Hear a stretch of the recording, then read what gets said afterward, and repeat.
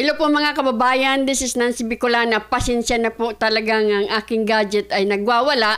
Hindi ako makapag-upload. Hindi ko pa rin alam kung anong nangyari but somehow bumalik sa normal.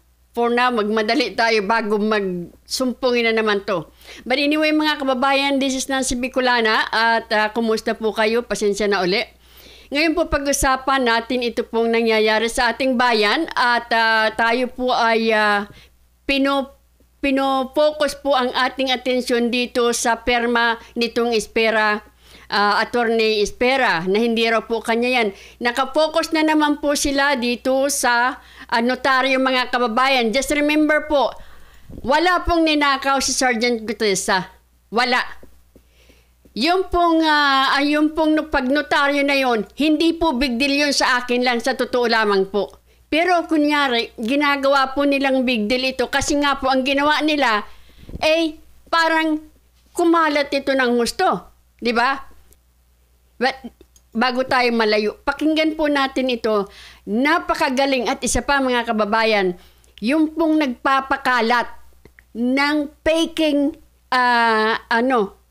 ito, papakita ko muna sa inyo ha. Fake po talaga. Pinapakita nila. Akala ko nga totoo ito eh. Ito pong pinapakalat nila.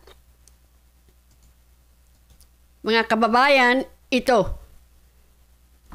Yan ang pinapakalat nila. Nakita ninyo, Kabayan Patrol. Parang, di ba, yung TV Patrol, tingnan mo pati ang itsura niya, pati ang kulay niya. Parang legit na legit. Sabi niya, Orly Gutesa break silence. Pinilit lang ako ni na Defensor at Marcoleta. Ay nako mga kababayan, ito pala, ingat ka kung sino ka man dahil ikaw pala ay pinaimbestigahan na pala yan ni Senator Marcoleta. Ipapakita niya sa iyo mamaya kung paano niya ginawa ito mga kababayan at kung sino itong tao na to. Natatawa nga ako dahil wow, sobrang galing ni Senator Marcoleta. Galing talaga. Pakinggan po natin, panoorin po niya. Nako lalo, kung kayo ay kayo ay pro Marcoleta, lalo kayong bibilib sa kanya dito. Ang galing ng ginawa niya. Kilala pala niya, sabi niya, huwag ka na magtago. Kilala kita. Tingnan niyo po. Diretso na po tayo mga kababayan sa ating video. Ito po. Una, kamusta po muna kayo? Okay naman tayo, Jen. Opo. Gaya ng dati, masigla naman tayo. Marami lang problema ang ating bansa, ngunit talagang ganyan. Opo. Kailangan lahat tayo ay magtulong-tulong. Maisaayos natin ang mga problema. Napakarami kasi. Yun nga po. Napakaraming mga nagtatakip ng katotohanan. Yung mga ganyan. Yung pinaka-problema ko yung... Ang gusto ko kasi, malaman ng mga taong bayan, ano nangyayari sa ating bansa. Opo. Ano ba yung sitwasyon sa ating bansa? Tama po naman. Ano na ang pangyayari sa likod ng mga iniimbestigahan, lalong-lalo na yung flood control anomalies na yan. Yan, opo. Sapagkat kailangan nating bigyan ng impormasyon, tamang impormasyon ng lahat ng ating mga kababayan. Opo. Kasi hindi sila pwedeng nalilin lang na lang at naililigaw ng kung sino-sino. yan kasi ang magbibigay ng estabilidad sa ating mamamayan, sa ating bayan. Seguridad, Opo. estabilidad at pagsulong ng isang bansa. Ayan, opo. Di ba? At saka siyempre, yung tiwala ng taong bayan, medyo nagkaroon ng bahid, dapat maibalik po yun. Kasi kung malaki ang problema ng bansa mo, kailangan malaman ng taong bayan. Kasi sila lang naman higit sa lahat ang makatutulong Yung sama-samang pagtutulungan. Yan, Pagmamalasakitan sa bawat isa, napaka-importante. Opo. Kaya kung hindi nila alam ang laki ng problema, hindi nila alam kung saan sila higit na makakatulong. Kaya importante ang impormasyon, importante ang katotohanan, ang katwiran. At wala sanang mga kababayan na gumagawa ng kung ano-anong bagay para ilihis, para pagtakpan. Tama. Para sa ganun ay iligaw at linlangin doon sa paniniwala na ganun pala yung nangyayari na hindi naman pala tama. Napakalaki ng papel ng social media, Sen. Well, positibo at negatibo, no? Tama. Malaki ang papel niya sa ikaliliwanag, pero napakalaki din po ng papel niya sa ikalalabo ng mga issue. Sen. Ganun Either ganito ang direction mo, o baligtarin mo ang direction. Yan, opo. Mabuti na lamang, Jen, ang isa sa aking comfort zone ay yung mga kababayan natin mismo. Yan, yun ang tunay. Sa ngayon, hindi na sila madaling mailigaw Correct. Marami pa rin ang gustong talagang mailigaw ang mga kababayan. Mas marami po tayo, Senator Marcoleta. na pro kabutihan at dapat habulin po yung mga magnanakaw. Mas marami po tayo, Senator Marcoleta. Natin. Pero, dahil sa likas na talino na rin nila, mahirapan na silang ano eh. Totoo. Kahit ano pang gawin nila. Mamaya, i-discuss natin ang mga ilang bagay kung paano ang ginagawa nilang panlinlang sa mga kababayan natin, sa mga nagaganap sa ating paligid. Naku, alam niyo saan, bagay na yan. Hindi lang siguro 1,000 personal messages bukod doon sa social media, pati sa text. Ang tanong, totoo ba ito? Alam ba na, lalo yung isang araw, yung weekends, inambus daw. Sabi ko, magkasama tayo Sabado, di ba maghapon? Maghapon po ng Sabado, magkasama tayo dalawa. Tapos pagdating ng Linggo, Jen, totoo ba ito? Kako, mukhang malabo. Magkasama kami ni Sandante nung Sabado eh. Maski nga yung ambush interview, ayoko eh. Ay, isa pa po yun. Diba? Biro mo, pati si Senator Marcoleta, napakalat inambos. Diba? So mapapangiti ka na lang at mapapaisip, bakit kaya? Ano kaya ang darating sa isang taong gumawa ng ganito? Anong ganansya niya? Anong pakinabang niya rito? Siguro pansarili, nasa sa kanya. Siya lang nakakaalam kung paano siya makikinabang doon. Maring binayaran siya para gawin yun. Di ba? So ang objective niya para manggulo lang, o kaya takutin yung mga ibang tao, o kaya bigyan ng alalahanin ng mga taong malapit sa akin siguro. Yan. Katulad mo, di ba? Ay, opo, talaga naman. Mabuti na. Siguro kung hindi tayo magkasama, baka napaniwala ka eh. Pansamantala. Kahit sandali lang. Siguro, yun lang isang minuto kanyang medyo kinabahan si Jen Subarjaga. Nako, accomplishment ba nila? Accomplishment ko na yun. Nako, oo. So, yan ang mga gusto kong ayusin natin sana. Lalong-lalo na naharap nga tayo sa napakalaking problema ng bansa. Ito, hindi pa nga natin natutukoy kung sino ang malalaking taong nasa likod nitong maanumalyang pagpapaglalatag ng mga flood control projects. Ay sari-sari ng fake news ang naglalabasan. Parang merong deliberate na attempt talaga dyan na pagtakpan talaga ito. Ako nakikita ko eh. Sa social media sen, saka sa media, ang tawag dyan pinaproject, di ba? Mukhang pinaproject kayo na ganito po ang ipinta sa tingin ng ating mga kababayan. Tama ka, pero kasama yun doon sa grand design eh. Merong grand design. Talagang to malalim protect po and cover up. Meron akong 5 natukoy na mga pamamaraan kung paano nila i-float yung isang grand design to protect and shield the mastermind. Yung mga malalaking tao sa likod ng maanumalyang yan. Una, yung scapegoat strategy. Scapegoat strategy, hanap sila ng sino yung mapagbalingan nila. Ang napagbalingan nila ngayon, sapagkat wala rito, ay yung dating Congressman Saldico. So, gusto nila doon lang matuon. Doon lang ma-focus ang usapin. So, yun ang magiging scapegoat nila? So, parang kapag yun ang nadiin mo, ligtas na lahat. Pwede. Sana kung ma-establish natin, hanggang doon lang. Kaya lang, nagsisigaw ang mga ebidensya. Nagsisisigaw at lumalantad, naghuhumiyaw ang mga sentimiento na hindi lamang kay Saldico eh. So kapag halimbawa nagawa nila na si Saldico na lang, yun ang scapegoat strategy. Kasi tingnan mo, meron akong nabasa na isang affidavit na isinabit sa ICI. Yung ICI, ito yung Independent Commission for Infrastructure. Yes po, Isang malaking tao na inimbita doon at pinagsubmit siya ng affidavit. Kapag binasa mo yun din, nilaglag si Saldico. So talagang... So doon, lilitaw doon, talagang scapegoat. Siguro po mga kababayan, kilala nyo na kung sinong malaking tao na inimbita sa ICI. Sino po bang malaking tao? Ilan po ang malaking tao sa atin? Presidente, Vice President, Senate President, Speaker of the House. Di ba? Si Senator Chis Escudero naimbita na doon pero hindi naman na siya ang Senate President, di ba? Sino naglaglag? Ang sasabihin niya, maihinuha mo kung sinong tinutukoy ko rito. Yes. Wala po akong kinalaman dyan. Maaring ako po ang pinakamataas doon sa institusyon na yun. Ngunit wala akong kinalaman doon sa ginagawa ng mga chairman. Lalo na yung chairman ng Appropriations Committee. So makikita mo, merong direction talaga yung scapegoat strategy. Gusto nilang papaniwalain ang mga Pilipino, mga kababayan natin, na hanggang doon lang. So kapag naipagtagumpay nila yun, teka muna, may maliligtas ngayon. Maraming ma-absuelto, parang dating gano'n. Sa akin kasi, hindi. Sinabi ko, kinakailangan matukoy natin kung sino talaga ang pinakautak, pinakaugat ng lahat ng ito. Yun. Tapos susunod, undermining the whistleblower. Under, Ayan. okay. Right. Oo. So, parang dinamaliit nila. Ang daming Sen, nag-whistleblower, di ba? dinamaliit nila yun, oo. Oo, ngayon, mamaliitin nila ngayon. Ang pinaka-classic na example ay yung Orly Gutesa. Yan, Correct. opo. Ayan, di ba? Opo. Kasi, ang importansya nung sworn statement ni Gutesa, siya lamang ang natatanging testigo na lumabas doon sa pagdinig na yon, na kumonekta kay Saldico hanggang kay Martin Romualdez. Yes. Yun ang distinction. Kaya medyo nagulantang sila ron. Oho. Lahat ng Kaya- paraan ngayon ginagawa Yeah. para i-discredit si Gutesa. Ma-undermine, Yes. totoo nga. So, nakita mo, nag-umpisa sila sa notaryo. Yan. Oho. Tingnan mo, may nagsabi pa maski na sa Blue Ribbon Committee, talagang ikinagagalak nila yung gumawa ron ng pagsisiyasat yung presiding judge Manila. ng Maynila. Opo. Napatunayan daw na talagang peke yung Pirma ni Espera. pirma ni nung abogadang nagnotaryo. Oho. O pagkatapos na nila ma-establish nila yon, fraudulent ka yung statement. Sinundan ng gano'n.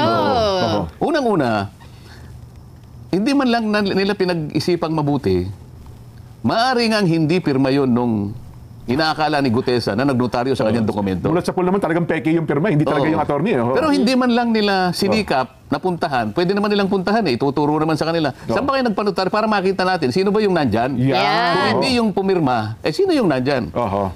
Hindi kasi hindi natin pwedeng tanggapin sapagkat pinaka-imposible yon na si Gutesa, siya yung mismo nga hanap ng mga libro nung nagnonotaryo para makita Yan. niya Yung huling kung anong pahina, ilalagay niyang document number. Yes po. Makukuha lamang yun doon sa pinaka-libro nila Yung notarial register nila, sunod-sunod yun magmula sa number 1, 2, 3. Sa pagdaan ng panahon, dadami yung nagpapanotaryo. Opo. Doon sa panahon na si Gutesa ay pumunta ron, siguro nasa 500 plus na yun Opo, pati Halimbawa lang, yung pinanotaryo ni Gutesa ay number 522 na yun. Opo. Page sa limbawa 125.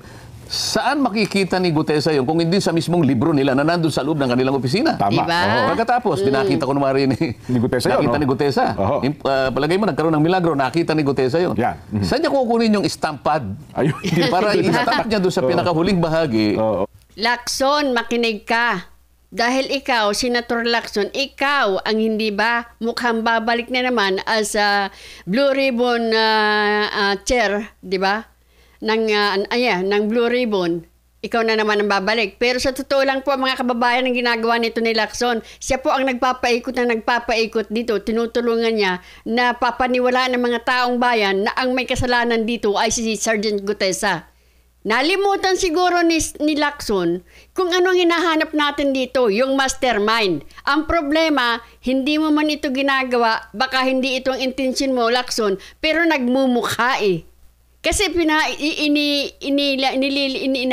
dinadala mo ang taong bayan doon sa notaryo Di ba? Para lumitaw lahat yung notarial details. Oo. At saka yung sa lugar ng nagnonotaryo Yung kasi dahil Maynila yon, merong isang maliit na stamp na kailangan itatak din, opo. tapos itatatak mo Manila. Nakuha uli ni Gutesa yung ganun. Diba? Itatak ni Gutesa. Oho. Pagkatapos, nakita pa ni Gutesa kung nasaan yung dry Yung seal. dry seal ng attorney. Nako. At siya mismo yung nag-dry seal ng... Yan. Yung ginamit, yung ninakaw na pera is now hard at work. Di ba? No. Yan, oo. At saka niya ipinirma halimbawa. Oho. Kung si Gutesa na lang ang... Ang gumawa ng lahat ng yun, oo. Paano magagawa ni Gutesa na hanapin yung notarial register ng taong sumisinop doon? Opo, meron mo yan. Merong custody doon sa libro na yon. Paano pinahiram sa kanya kung pinahiram man yung... Hindi ba? Opo. Kung hindi pinahiram, sa pilitang kinuha ni Gutesa para sa ganun ay magkaroon ng tatak. Merong dry seal. Palihim niya lahat ginawa yun. Hindi ba? Oo.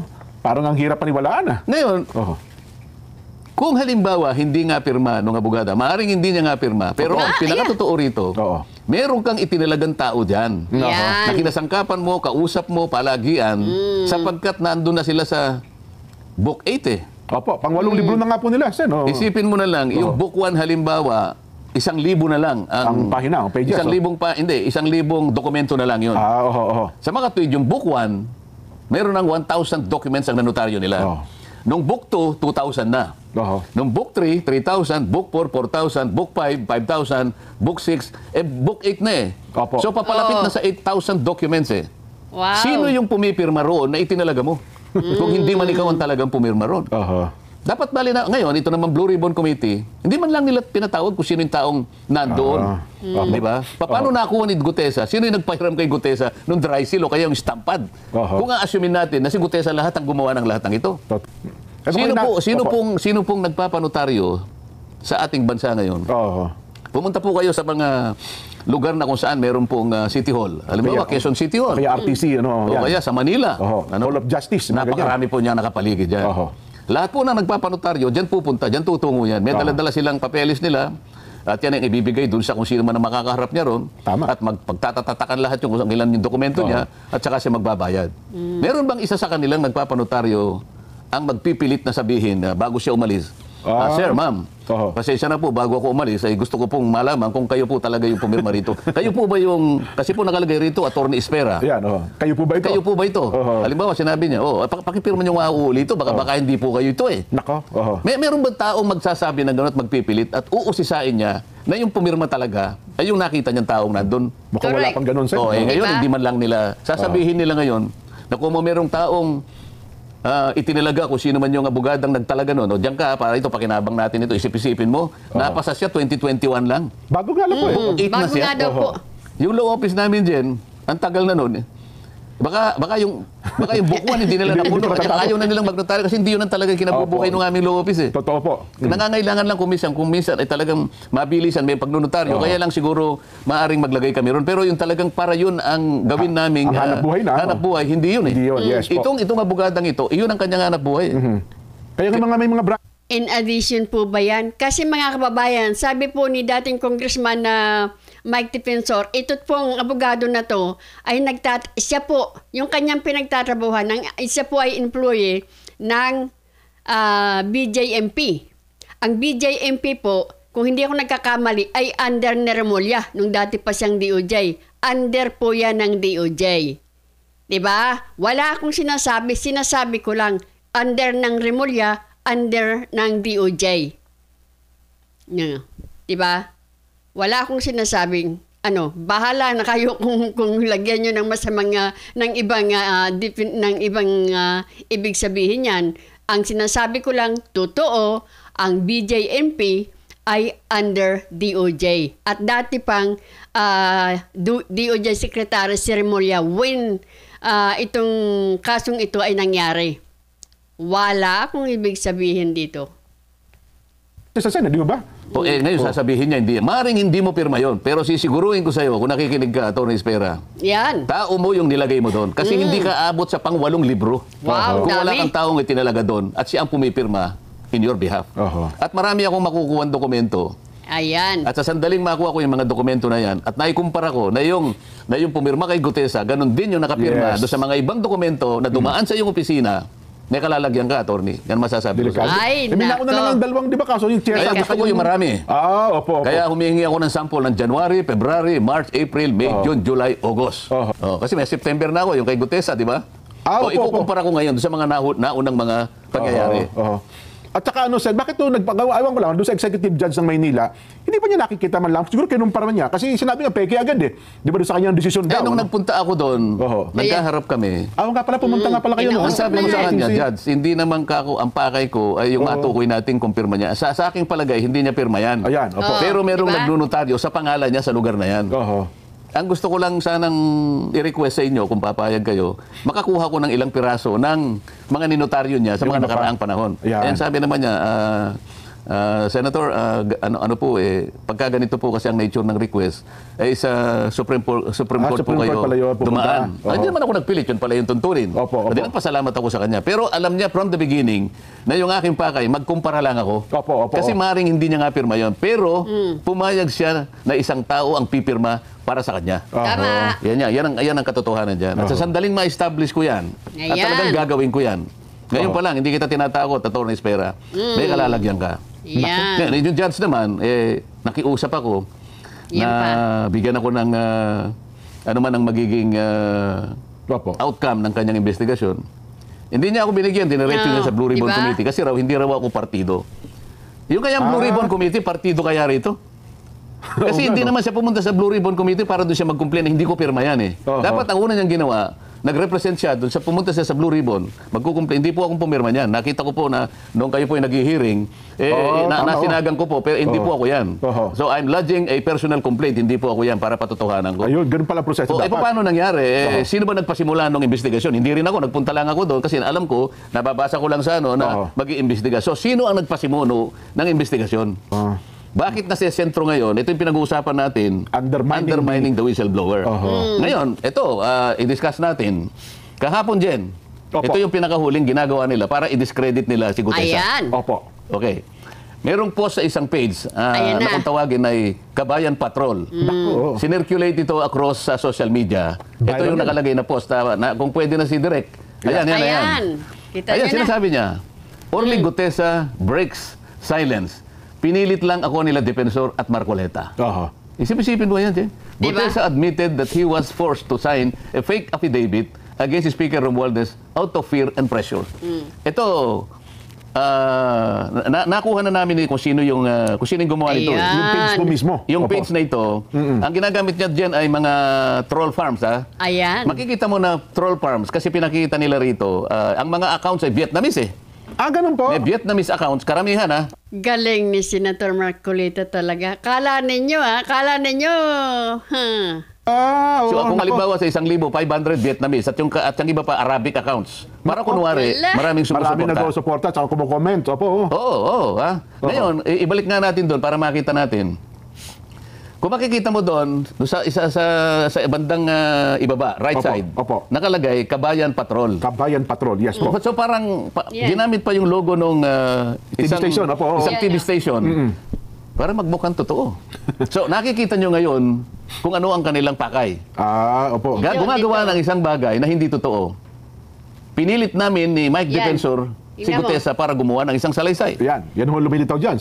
Isang bagay na kabaligtaran. Ngayon, anong pakay ng mga... Hindi lang ito dyan, Opo. Kasi, kung punta tayo sa pangalawang slide dyan. Yan. May requirements ang Meta kasi dyan, yung Facebook, na bago ka makapag-publish ng ads, kailangan meron silang mobile number, no? Yes po. Para magbabayad. Pinacheck ko yung mobile number. Ito ay nakarehistro sa isang tao na nagngangalang Luis Orbon. Ayan, Luis Orbon. Oo. Okay. So, isa sa pangalawang requirements ng Meta, kailangan meron kang email. So, makikita mo dyan ang email nila. Ayan, hello@cdgminds.com. Ang ano kasi, yung ginagamit nila ay CDG. Ang advertiser is CDG Media Minds. Yes. Ayan, makikita mo, no? So, yung phone number nakarehistro kay Luis Orbon. Ayan ang email nila. At ang website nila, nandyan din dyan, mababasa mo, cdgmediaminds.com. Ang address nila ay Pasig City, NCR. Yes po. So, kung nakikinig si Luis Orbon dyan, kung totoong tao man yan. Nagtatago bilang CDG Media Minds sa anino ni Luis Orbon. Huwag ka na magtago sapagkat alam mo, kilala kita. Ayan, kilala ka pala. Sabi ko na nga ba, ang galing talaga ni Senator Marcolita. Huwag ka na raw magtago, Luis Orbon. Kilala ka pala. Grabe yung ginawa mo. Kilala niyo ba? Masyado namang babaw ang pagtatago kasi nila. Halatang halata. Akala ba nila? Alam mo, Luis Orbon, siguro, maaring na-underestimate mo ako na hindi ko kayang suriin kung nasaan ka o kung sino ka. Magkukuha kita Maghintay ka lang. Kasi akala nga hindi kayo marunong sa computer at saka hindi kayo marunong sa social media, Hindi nga ako marunong, pero may pamamaraan naman. Ayan, tama po kayo. May pamamaraan tayo dyan, di ba? Ngayon, puntahan natin yung ibang slide natin. Yan. Ayan itong CDG Media Minds ay nag-handle ng 4 na pages sa Facebook yan. Bukod doon, meron pa sa iba. Kaya sila ang sabay-sabay na nag-launch ng fake news campaign. At binuboost nila, binabayaran nila laban kay Orly Gutesa. Ayan, makikita nyo isa-isa yan, Yung number 1, ito yung Kabayan Patrol. Ayan, nakikita mo. Ang pangalawa, dapat alam mo, sabi niya. Ayan, makikita nyo yung kanilang post. Ayan, Yung pangatlo, Balita on the go. Ayan. Yung pang-apat, Chiefs of Staff. So ito ay puro fake news campaign. Okay. Anong pakay ng mga taong, bakit sila gagawa ng ganito? Baka ito pera. Yung sinasabi ko sa iyo na pangalawa na undermining The whistleblower. The whistleblower. So lahat ng kaparaanan gagawin para pagtakpan, para ilihis, para iligaw ang mamamayan. Ang mga taong ito ay, ang kanilang maaring pakinabang dito, ay yung taong pinagsisilbihan nila. Yung mga Siyempre, ano niya dito. siyempre po, kumikita sila dyan, doon sa mga taong napagtatakpan ng kanilang paglilihis. yung kanilang agenda, opo. At para iligaw ang ating mga kababayan na maring maisip nga nila na, ganun pala yun, ganito pala yun. Kaya natin dinidiscuss dyan para malaman ng taong bayan na ito ay puro fake news na ginagawa nila para magtakip, para isalba, para proteksyonan ang mga nasa likod ng mga iniimbestigahan natin. At kung nanonood ba yun, nabasa mo ito ni Gutesa, baka humina ang loob yun, Kasi Gutesa, nasaan si Orly? Pare-parehas yan, Iba't ibang uri ng ads. Puntahan natin yung isa pang slide direct. Ayan, tingnan mo yan, Iba't ibang uri ng ads na puro paninira, iisang target. Si Marine Sergeant Gutesa. Ito po ang sinasabi ko sa inyo. Yung ninakaw na pera, yung pera is hard at work. Di ba?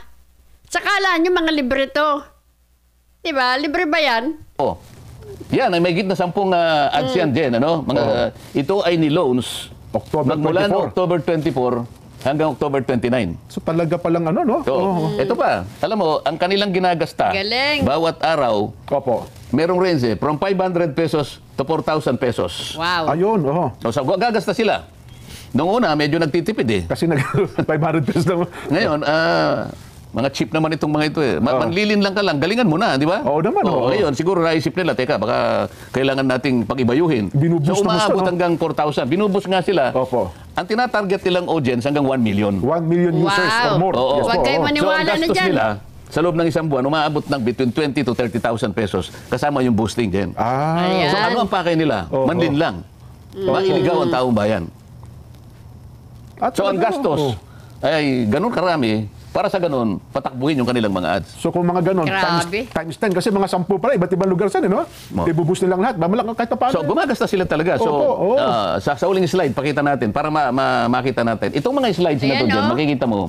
Pinamonitor ko yan magmula ng January 2025. Mga post ito dyan, na puro papuri sa administrasyon.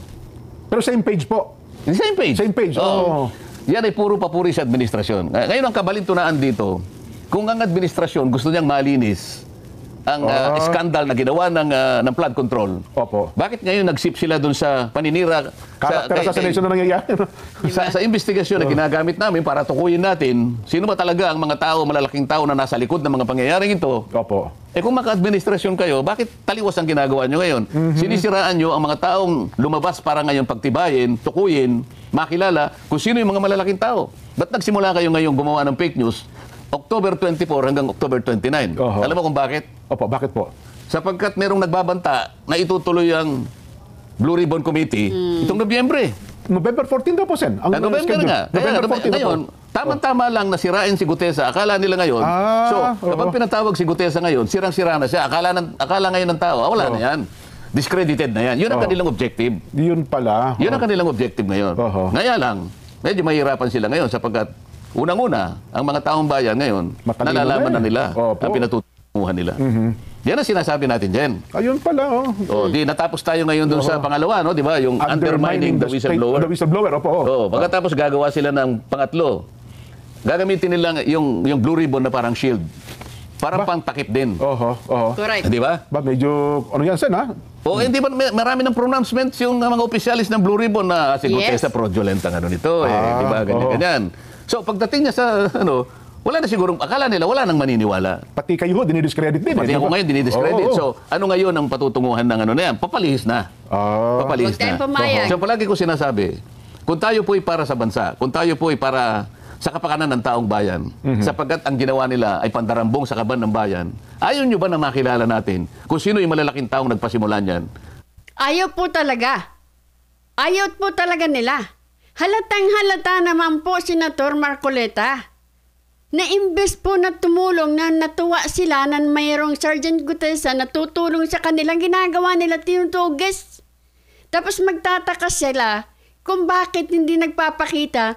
Ay yun na nga po, may 5 million daw sa ulo ni Sergeant Gutesa. Ay sino naman magpapakita nung gusto mo maging target ang ulo niyan? Hindi nakakuha kayo ng 5 million. Talaga kayo at siya yung talagang, kumbaga ay, sila yung nagpasasa sa pera ng bayan. Walang natira sa mga pobreng Pilipino.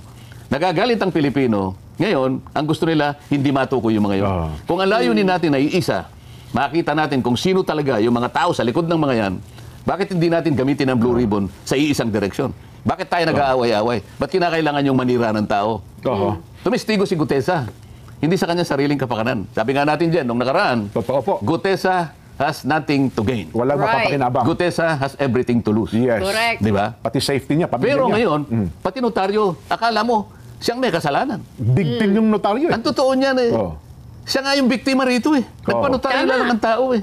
Siya ngayon pa yung sinisi. Kung iba-iba yan, Sen, mukhang hinahabol na ngayon yung nagnotaryo dyan. Hindi ba may sinasabi na ididimanda raw siya ng paano siya magkakaroon ng kasalanan na perjury? Umarap nga siya sa Blue Ribbon Committee. Ibang usapan pa yun eh. Sumumpa ako sa harap ninyo. Pinagtatanong ninyo ako. Pagkatapos, igigisa ninyo ako dito sa notaryo na kaya ko lang naman ginawa yun sapagkat yun ang sinabi ni Senator Marcoleta, pandagdag sa aking kumpiyansa sa kanya, ipanotaryo mo yan. Dahil hindi ko nga siya kilala eh. So, siya ngayon ang biktima, siya ngayon pa yung ginagawa na siya may pakanan yan at ngayon itong ginawa nila ngayon na pinilit daw namin ni Mike Defensor. Isipin mong gagawin ng mga tao ito. At meron pang, isingit ko lang siya, nadagdag ko, meron pang mga ilang yun, mga abogado nagsasalita na pati daw yung senador, ayaw pang tukuyin yung pangalan niya na nasa likod ni Gutesa ay maaari din papanagutin. Isipin mo. Mga abogado ito siya na nagsasalita. Mga abogado? Mga abogado rin po eh. Nakakaawa naman yung mga abogado. Yun po ang sinasabi nila. Kasi nga, kung papapaniwalaan nilang tao na pinilit nga namin siya ni Mike Defensor. Yan, yung punto na yan. Di ba? Pati yung doon sa notaryo daw, kung bahagi daw yun ng parang pagmamali o pagpeke doon sa kanyang affidavit, eh may pananagutan din daw kayo doon, Sen. O paano ngayon? Kung mapatunayan na ang dami mo palang ninitaryo, tingnan mo pare-pareho yung pirma. Yun ang malangkot na katotohanan. Paano pananagutan ito? I-disown niya ngayon lahat yun. Paano yung nagpanotaryo sa kanya? Baka mami mag-rally sila doon sa ano na yun. Kung kasi naka-book 8 na pala siya. Nasa book 8 na ito eh. Palagay mo na lang na 10,000 na tao na yung nagpanotaryo sa kanya. Kasi hindi ko alam kung gaano kakapal yung ano niya, yung isang libro eh. Yan.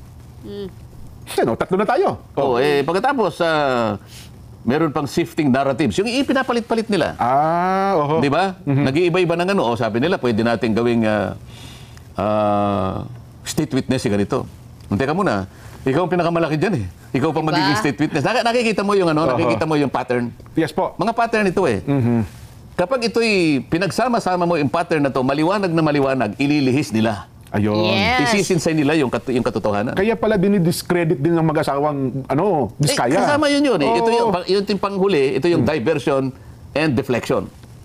Di ba? Panglima.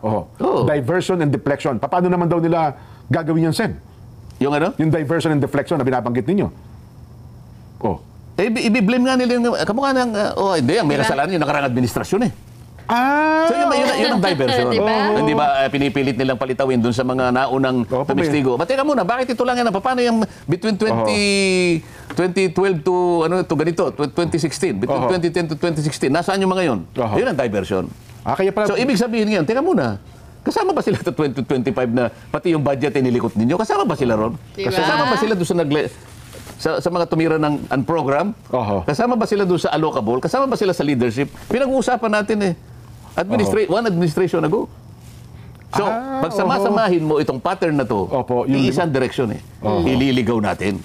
Para sa ganun, makaiwas tayo. Para ngayon, makalimutan natin, sila yung matukoy. Mga ilang ano lang naman yan. Alam mo, Pilipino, malilimutin yan. Pag may bagong issue, yun ang kanilang pag-asa. Kaya mga kababayang nakikinig, Huwag po kayong bibitaw. Huwag niyo pong kalilimutan na ang inyo pong pera, ang pera ng kabanang bayan, ay inaswang po ng mga tao ito. Wag po kayo inaswang makakalimot. talaga. Pero ako naman, Sen, naniniwala na higit na nakararaming Pilipino ang gusto talaga malaman ang katotohanan sa likod ng ito. Paano nga natin gagawin yun kung pinipilit nilang pagtakpan lahat? Bagamat meron nga, sabi nyo nga, kung naliwanagan tayo, may mga ilang tao talaga na nag-ooperate, baka ma-divert nilang isipan ng higit na nakararaming Pilipino, Sen. Ito malinaw na malinaw ito dyan, ha? Isipin mo, nagtatago sa CD Media Minds. Alam mo. Sa anino ng isang Luis Orbon. Nakuha na ito eh. Ang email niya, yan, hello@cdmediaminds.com, website cdmediaminds.com. So, nakapag-comply siya doon sa requirements ng Meta. Kaya siya pinayagan. Kaya lang ito, hindi pwedeng ipagkibit-balikat ito sapagkat seryoso ang ginagawa nila eh. Ay, massive ang campaigns yun. Oo. Panlilinlang na tuwiran at deliberate na panlilinlang. Kaya ito ay ipipilitin ko ang DICT, ang NBI at saka yung CICC na makilami dito. Baka naman ipagkibit-balikat nyo nga yan kasi nasa side ninyo yan. Pero sa totoo lang, kung hindi ninyo nasa side yan, mabilis pa kayo sa alas 4, di ba? Ay dapat ba, ano ho yan? Talaga malaman sa lalong madaling panahon. Baka hindi lang po ganyan ang gagawin nila sa mga susunod. Sen. Ang kanilang target is 1 million audience. Opo, subscribers and followers. Opo. Kung mapaniwala nga naman nila, yung kahit konti lang, ayaw kung mangyari yung bagay na yun. Kasi yung share, yan po yan. Isipin mo, Orly Gutesa, break silence. Pinilit lang ako, Nina Defensor at Marcoleta. Paano kung lumabas ito? At sabihin niyang, hindi po totoo lahat ang mga pinagsasabi ng mga walang hiya na yan. Kaya lang, yung iba na paniwala na. Nakadamage. Totoo sir, kasi pagka binasa mo po yung mga, ngayon pala napatunayan na yung mga comment ay, baka kako yung mga comment na yun troll din yun Kunyari lang, marami nagko-comment kasi ang haba po ng mga Hindi, napatunayan na namin na troll kasi. Ang karamihan, sa mga 1,000, halimbawa, yung kalahati, Vietnamese accounts at saka Arabo. Ganun ba? Makikita mo, Arabic yung ano paano mong hindi sasabihin na talagang gawa-gawa lahat ito? Hindi naman organic Kaya makikita mo pati yung mga kunwari nagko-comment, naka-block yung yung mga kanilang identity, hindi makilala. Ang masakit dito, Jen, may mga taong ganito na kumita lamang, magkaroon lang ng pansariling pakinabang, kahit na mali, kahit na mailigaw, kahit na malin lang ang mga kababayan natin, gagawin nila Sana kabaligtaran ang mangyari, maisip ng mga taong katulad nito na isa lang ang buhay ng tao dyan, di ba? Totoo po naman. Tumulong ka na lang sa bansa mo Baka po yung binabayad sa inyo ay kulang pa. Sakali man. Na kasi parang nakikipag-deal nga kayo sa demonyo Naniningil po yan. Uulitin ko na naman. Pag naningil po yan, may interest nga.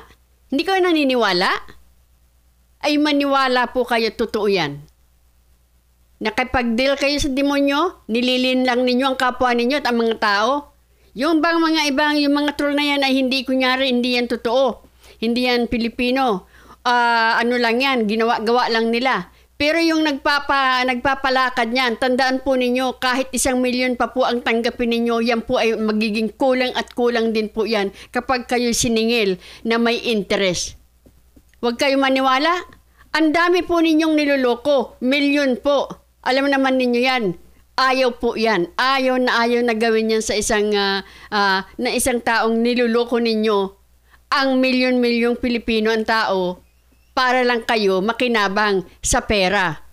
Huwag po kayong gumawa ng ganyan dahil po, again, kulang pa po yan. Marami na pong napatunayan yan. Kulang at kulang po yan na pambayad ninyo. Pagdating ng panahon, nasisingilin kayo. Baka masaya kayo ngayon. Ito mga magnanakaw na to, magbabayad po yan. May interest pa. Kaya lang talagang meron pa rin. Ito pandarambong sa kabang bayan. Correct. Di ba? Akala mo pakakasangkapan ka para pagtakpan mo ang ginawa nito ng mga tao sa likod ng mga maanumalyang. Lacson, you have to remember, kasama ka rin dyan, na gusto mong papaniwalaan kami na ngayon, ang dapat ninyong huntingin ay si Sergeant Gutesa. Anong ninakaw niya? Di ba? Ito po ang mga kababayan. Nagtrabaho na po. Nagsilbi na itong si Sergeant Gutesa. Katulad mo rin, Lacson, nagsilbi na po siya sa ating bayan. Ngayon lumabas po siya para magsilbi uli, para makatulong at makuha po yung mga magnanakaw sa pera ng bayan. Diba? Ito po itinaya na niya. Tinaya po niya ang kanyang sarili, pati na po yung kanyang pamilya, yung kanilang kalayaan at baka nga, katulad niyan, allegedly may 5 million sa ulo niya. Ibig sabihin, pamilya niya, sarili niya, kalayaan, and possibly worse ang mangyari para lang kayo matulungan. Ang ginagawa, yun ang hinahanting ninyo. At pinalalabas nyo pa, itong senador, dating congressman, ang sinungaling dahil just because sinabi nila na yun ay hino-hold or tinutulungan ng Marine. Sinabi ba sa inyo ang buong Marine o ang kanyang mga kakosang Marine lang? Di ba? Flood control projects. Masisikmura mo ba? Masisikmura mo ba? Pakakasangkapan ka sa pagtatakip ng pandarambong sa kababayan. Kumita ka lang. Diba? Anyway, doon sa pangatlo na sinabi nyo sa Blue Ribbon, kasi na-expect na marami ay magbabalik ang sesyon ninyo at ng Blue Ribbon sa announcement po ay by November 14. Ano ang ine-expect ninyo? At siyempre, dapat ito mabantayan din ito ng Kasi sa ating mga mga pahayag kababayan. nila, tatawagin daw nila si Gutesa para gisain sa ganito, para, o kaya siya ay pinagsakdal na sa DOJ para humarap sa kasong perjury. Anong perjury doon? Perjury doon. Siya nga ang biniktima ng taong kinasangkapan ng notary public na yun eh. Pagkatapos siya pa ngayon ang nakakatakot dito. Ang pinakamalaking tragedy dito, trahedya din. Hindi yung ang tao makaalpas sa hustisya eh.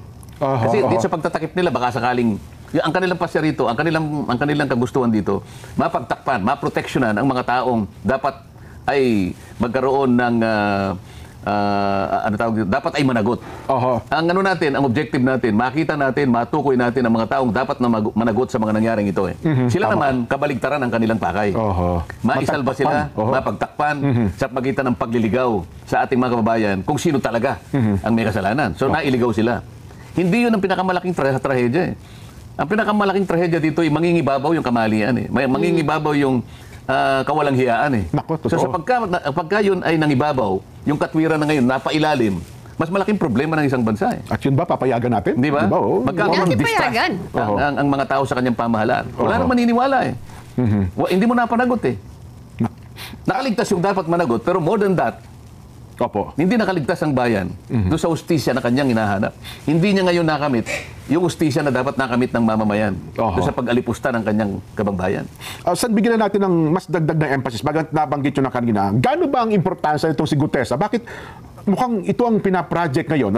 At mukhang talagang seryoso silang i-discredit si Gutesa. Hanggat maaari lang, siguro sa susunod na pagdinig, huwag na itong lumutang eh. Kasi hindi na matagpuan ngayon at hindi na malaman kung saan nila hahanapin. Diyan mo makikita ang kahalagahan ng testimony ni Gutesa. Ayun, Kung naalala mo, nung nag-deliver ako ng privilege speech sa plenary, sabi ko, si Orly Gutesa, ang pinaka-credible na witness sa pagdinig na ito. Ang totoo niyan, sabi ko, sa aking palagay, si Gutesa mas credible kaysa sa marami dito sa ating kapulungan. Sinabi ko yun. Napanood ko po yun. At sa aking palagay, si Gutesa ay mas matapang kaysa sa karamihan natin dito sa kapulungan ito. Kaya ganun na lang ang ginagawa nila. Kung makikita mo, lahat ay nagsisikap. Ang mga tao ito, nagsama-sama sila. Dahil dito sila natakot eh. Sabi ko nga sa'yo, napaka-credible ng kanyang testimony. Imbes na ipatawag yung mga taong binanggit niya. Halimbawa, binanggit niya si Congressman Eric Yap. Nakita niya siya nagdala ng pera ron. Tinawag ba si Eric Yap? Hindi tinawag eh. Hindi ba pinakamaganda? At saka yung dalawa, mga kababayan, yung sinasabi ni Sergeant Gutesa, yung dalawang meron daw, sila lang ang merong authority na either tumanggap ng pera ng malimalita. Sino yon? Si John Paul Estrada at itong si Mark ba yun? Excite? Wala ka maririnig. Tinanong pa po ito ni Senator Lacson doon kaya nag-Sergeant Gutesa. Tinanong pa sa kanya, pina-verify sa kanya. Sino pang nag-verify pa? Si Bryce at itong si Henry Alcantara. So, magkakakilala ba po ito sila Henry Alcantara saka itong si Sergeant Gutesa? Kung hindi sila magkakakilala, paano po nagkatugma-tugma yung taong sinasabi nilang lagi nilang nakikita? Sabi ni Sergeant Gutesa, itong dalawang tao na to ang may authorized na either tumanggap ng mali-malitang pera na yan. Narinig mo po ba yan dito sa Blue Ribbon Chairman na si Lacson? Hindi. Kailangan punta tayo doon sa hindi niya perma ng abogado. Natatawagin mo para kung gusto mong baliwalain, i-discredit si Gutesa, paharapin mo si Eric Yap, siya mismo magsasabing hindi po totoo yan. Yan. O iharap mo. Tinawag niya rin yung, sabi niya, yung nagbibilang at tumatanggap ng pera sa bahay ni Saldico, diyan sa Valle Verde, ay isang taong nangangalang John Paul Estrada. Tama ba, Estrada? Estrada. At saka Mark Texay. Bakit hindi mo ipatawag yun?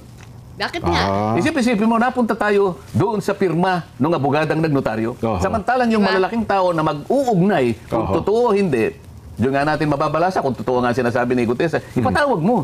Yan. Ayaw nila ngayon. Takot na takot sila ngayon. Na ipatawag silang lahat. Bakit? Credible yung tao eh. Yun pala. Yun ang sagot mo sa tanong mo. Opo. Credible kaya pinipilit nila. O ngayon. Pinipilit nilang gibain talagang si Gutesa, ito yung pinakahuli ngayon. Opo. Kahapon lang yata ito. Pinilit lang ako ni Defensor at ni Marcoleta. Isipin mo, para gibain. Ang tindi. Kasi talagang matindi yung kanyang ano eh. Oho. Matindi ang kanyang pahayag at very credible. Oho. He has nothing to gain, he has everything to lose. Opo. Kaya palang sabi, hindi rin matagpuan. Kung ako naman si Gutesa, matapos ang aking statement din, Pinagtaan siya eh. magtatago din talaga ako. May gusto siyang puntahan siguro. Puntahan siya para siguro takutin, para sa ganun o kaya operan siguro. Lahat gagawin nila para sa ganun ay yung kanyang testimony ay mabaliwala. Oho. May mantakin nyo, mismong tagapagsalita. Sabihin yung buong pamunuan ng Philippine Navy na nasa sa ilalim po niya ang Philippine Marines, abay nagpa-press con pa para lamang sabihin, diba? Hindi namin tinukup-kup itong si Gutesa. Sapagkat parang 2021 pa yata na ito'y retiro at wala na po kaming kaugnayan, anumang kaugnayan dito kay Gutesa. Yun po. Harinawa. Diba? Ganun ang lumabas na katotohanan. Pero, ang alam ko, base na rin sa pagsasalita ni Mike Defensor, mga katropa niya sa Marines. Hindi naman niya sinabing mismong opisyalis ng kasalukuyang pamunuan ng Philippine Marines. Opo. Talaga naman mukhang ganoon nga po ang mangyayari diyan. So, yun pala. Ngayon natin naunawaan at sana nare-realize din ng ating mga taga-subaybay sa kaya ko po pinabigyan ng emphasis sa inyo para ma-realize nila, ganun pala. Kaya pala ganun ang tindi ng pagsira sa kredibilidad nitong si Gutesa. Damaging pala. Ito ang pinakamamabigat. Opo. Na pahayag na nangyari sa pagdinig ng Blue Ribbon Committee. Kaya lahat ng bala ay pinipilit na ituon kay Orly Gutesa. Para sirain. Para sa ganun pahinain yung inilabas niya na pagsasalaysay sa Blue Ribbon Committee. Sa anumang paraan. At ang paraan na ginamit nila ay puro kasinungalingan. At meron pang lumutang na hinuhan. Ako, yan anya, 30 minuto bago yung aming pagdinig, dumaan sa opisina ni Senador Marcoleta, kitang-kita namin sa CCTV. Parang napakalaki yan yung parang ang dating. Naku, tinuruan yan, kaya pinta sa isip ng tao sin eh. Ganun nga ang kanilang patakaran eh. Para bang kasalanan ba, krimen ba, na yung tao ay pumunta sa opisina ng senador. May usapan nga kami. Di ba? Nauna ko nang sinabi yun at ipinahayag na. Sabi ko, sige, hindi kita kilala. Ngunit kung talagang tama yung sinasabi mo dito sa salaysay mong ito, una, panotaryo mo. Sana, para ganap kong mapaniwala na talagang, yun ay sarili ko lang naman dyan. Ano? Opo. Kaysa naman sa parang wala man lang notaryo. Alam mo naman sa natin. Abogado sa practice po yan. Notaryado yan, at least. Yung draft mo ay na-convert into a public document. Opo, may kumpiyansa. Ngayon, kung halimbawa mapatunayan nila na hindi nga siya nakapirma, anong magiging problema doon? Kung halimbawa hindi siya, pero meron kang pinapirma, ang problema ninyong dalawa, yung pumirma at saka yung nagpapirma. Tama. Hindi ba? Pero yung kanyang testimony, hindi nawawala ng bisa yun. Sapagkat humarap ka eh. Nanumpa ka din sa kanila eh. Yun ang usapan dyan. Yun pala. Pati ho yung lugar na pinagkitaan nyo eh. Pati restaurant diba? Pinasabina yata yung mga video footages eh. Para bang merong, is there something surreptitious? Diba? O halimbawa, sabi ko sa kanya, okay, panotari mo yan at kung talagang buwang loob mo, nakapag-isip kang mabuti, ay di pumunta ka ako sa Senado, bago alas 9. Dahil sa mag-uumpisa ka ako, ang Blue Ribbon Committee hearing ng alas 9. So ngayon, dahil yun ang usapan namin, ako naman, nagbabakasakali, baka nga dumating, sabi ko sa isang staff, merong isang tao na gustong tumestigo, ganito yung pangalan niya. So isa sa inyo, umalalay, baka sakaling dumating, pumoste kayo doon. So, ayun, kumuha raw ng CCTV, pumunta raw sa opisina ko. Alam ka nang pumunta sa opisina ng kusino, ako nga ang kausap eh. Kayo pala nagpapunta. Kasalanan ba yun? Ang una kong tanong ganito. Yan. Sino naman yung nagpanukala na sa bawat ganito, kumukuha siya ng CCTV? Anong authority mo? Kung senador ka, anong authority mo na magpakuha ka ng CCTV para mag-espiya ka doon sa kapwa mo senador? Nasa regulasyon ba namin ito? Anong masama ba kung sakasakaling may pumunta nga sa opisina ko? Lahat ba pakikialaman mo kung senador ka? Diba? Lahat ba pakikialaman mo kung sino-sino ang pumupunta sa opisina ng bawat senador? May authority ka ba na gawin yun? Makakarating tayo sa usapin na yan eh. Sino ka? Gaano ang otoridad mo para pakialaman mo ang bawat tao na pupunta sa opisina ng bawat isa sa atin? Ng kapwa yung senador. Diba? Ang isa pang mainit, Sen, at mukhang talaga ito ipinagmamalaki ng administrasyon, ito na, sabi nila, ito na ang hinihintay nyo, may masampahan ng kaso. Kahapon po ay nagsampa na ng kasong plunder, iba pa, ang ICI sa ombudsman. 2 senador, isang dating congressman, isang USEC ng DPWH, isang commissioner ng COA, isang congressman pa pala, si Mitch Cahayon. Kita nyo na niya, meron na kaming sinampahang mga taong nasa likod ng flood control anomaly. Sen. kung sino yung mapatunayan na meron talagang pagkakasala, gawin nila. Di ba? Wala naman tayong problema ron. Hindi tayo makikipagdebate sa ganun. Tama po, oho. Yun ang ating, yun ang ating pakay talaga, matuntun kung sino lahat ang may kasalanan. Opo. Siyempre, dadaan naman sa korte yan dyan eh, di ba? Totoo po, totoo. Yan naman ginawa ng ICI na yan at sa pagkikipag-ugnayan nila siguro sa Department of Justice. Alam mo naman yung patakaran dyan at saka yung quantum of evidence dyan, probable cause or kaya maaaring gamitin nila yung prima facie, whatever. Opo. Dadaan naman sa korte yan eh. Kaya lang, hindi ba tinutukoy natin, hindi ba natin pagsisikapan na i-identify kung sino yung ulo, halimbawa? Sino yung ugat niyan? Kasi isa sa mga na-target, si dating Congressman Saldico. Opo. Ibig ko ba sabihin si Saldico gagawa ng ganun? Na silang mag-isa? Walang nasa taas niya? Parang yun po, gusto nilang palabasin. Yun ang sinasabi ko sa iyo kanina. Ito yung scapegoat strategy. Di ba? Opo. Para bang napakapangyarihan ni Saldico. Grabe, Kasi no? ang sabi nga nung pinakaulo ng institusyon, ako kanya general supervision lang ako eh. Opo. I have no control over the chairman of all committees. Opo. Lalong-lalo na yung appropriations committee. Siguro ang tanong mo sa kanya, sa palagay mo may maniniwala sa Siya lang talaga nagbaniwala ng lahat. Kung halimbawa, natukoy si Saldico, di ba lang naisip ng ICI, teka muna, chairman lang ng appropriations yan eh. Di ba? Ang pinag-uusapan natin dito, pandarambog sa kaban ng bayan, pati nga yung 2025, itong budget sa ngayon nilikot ninyo eh. Yun na nga, Pagkatapos sasabihin mo, ito lang, sa kanya lang, idea lahat ito. At tawagin mo kasi yung isa para ngayon dito sa Blue Ribbon makita natin para sa maisaayos natin, makumpleto natin yung tinatawag nating investigation in aid of legislation. Ayun, matukoy talaga. Hindi police investigation. Di ba? Matukoy at may tama yung sistema. Kung talagang ganun kasi nga. kung halimbawa, hanggang dito ka lang sa appropriations na para bang akala mo naman totoo. Kasi pinaniwalaan nila na hanggang dito lang ako eh. Ako supervision lang ako, I have no control. Naku naman. At yun namang sa DPWs, hanggang Yusek lang. Doon kay Yusek Bernardo lang. Kaya nga. Di ba? Parang ganun eh. Yun hindi ko sinasabi na wag nating isama yung mga malilit na tao. Interesado tayong lahat na isama lahat ang merong kaugnayan dyan. Maliit man. Kahit gaano kaliit, isama natin yan. Wala tayong sasantuhin dyan. Opo. Wala tayong sisinuhin. Kaya lang, manatili naman sa ating direksyon. Sino ba talaga pinag-ugatan yan? Ayun. Malinaw naman yung, sinasabi na nga ni Gutese, eto po, galing dito yung pera, dinala po dito. Hindi ka man lang natigatig doon. At hindi maliit na pera, Sen, ha? Hindi maliit na pera. Maliit ang pera yun. Hindi mo lang ipatawag kung sino-sino yung mga taong binanggit niya. Nasaan ba yung dalawang binanggit niya? Nasaan ba si John Paul Estrada? Nasaan ba si Mark Teksay? Bakit hindi kayo gumawa ng paraan? Hanapin nyo sila. Walang gumagalaw eh. Wala nga. Saan tayo magsisimula ngayon? Patatawag mo yung notaryo publiko? Yan.